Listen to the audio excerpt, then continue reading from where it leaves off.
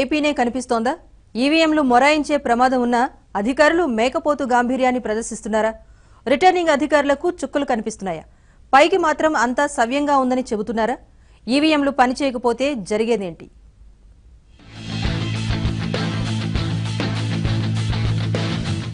ఆంధ్రప్రదేశ్లో ఈసీ నిర్వాహకంతో ఈవీఎంలు మొరాయించాయి. అర్ధరాత్రి దాటిన తర్వాత కూడా పోలింగ్ కొనసాగింది. ప్రతి గ్రామంలో, పట్టణంలో వందలాది మంది చీకట్లో కూడా బారులు తేరి ఓటు హక్కును వినియోగించుకున్నారు.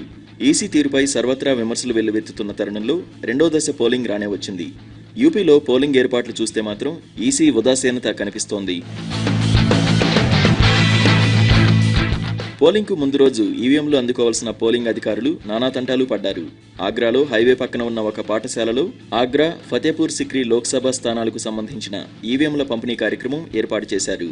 పోలింగ్ అధికారులు అక్కడికి వచ్చి ఈవీఎంలు, వీవీప్యాట్లు తీసుకెళ్లాల్సిన తరుణంగా 5 కిలోమీటర్ల మేర ట్రాఫిక్ జామ్ ఏర్పడింది. పోలింగ్ అధికారులు, పోలీసు ఉద్యోగులు 4-5 కిలోమీటర్లు నడిచి ఈవీఎం పంపిణీ కేంద్రాలకు చేరుకోవాల్సి వచ్చింది.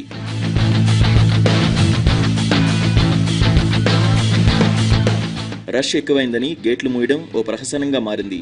కొందరు గేట్లు ఎక్కి మరీ పంపిణీ కేంద్రంలోకి వెళ్లారు. ఈవీఎంలు, వీవీప్యాట్లు తెరిచి ఎలా వాడాలో కూడా చెప్పలేదని కొందరు అధికారులు వాపోయారు.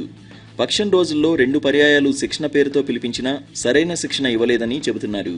పైగా తమకు కేటాయించిన వాహనాలను వెతుక్కోవడం కూడా తలకు మించిన భారమైంది. అక్కడే రోజంతా గడిపేయాల్సి వచ్చింది. ఉదయమే ఈవీఎంలు, ఇతర పోలింగ్ సామాగ్రి అందుకుని బయలుదేరాల్సిన అధికారులు సాయంత్రం కూడా పంపిణీ కేంద్రాల వద్దే పడిగాపులు కాశారు. సరిగ్గా పోలింగ్ సమయానికి ఈవీఎంలు పనిచేయకపోతే ఏమిటని కొందరికి అనుమానం వచ్చింది. దాంతో పంపిణీ కేంద్రాల వద్దే చెట్ల కింద కూర్చుని వాటిని తెరిచేశారు. వాటిని ఎలా ఆపరేట్ చేయాలో తెలియక తికమక పడ్డారు. ఇక తర్వాత చూసుకుందాంలే అని వాటిని మోసుకెళ్లిపోయారు. చాలా మందికి ఈవీఎంలు, వీవీప్యాట్ల అనుసంధాన ప్రక్రియపై కూడా స్పష్టత లేదు. ఇంజనీర్లు చెబుతారులే అన్న నమ్మకంతో వారు పోలింగ్ కేంద్రాలకు చేరుకున్నారు.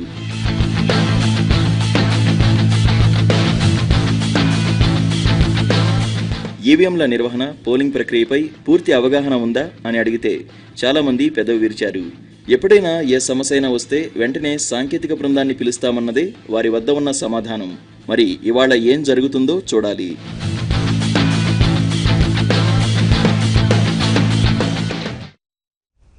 స్థానిక సంస్థల ఎన్నికల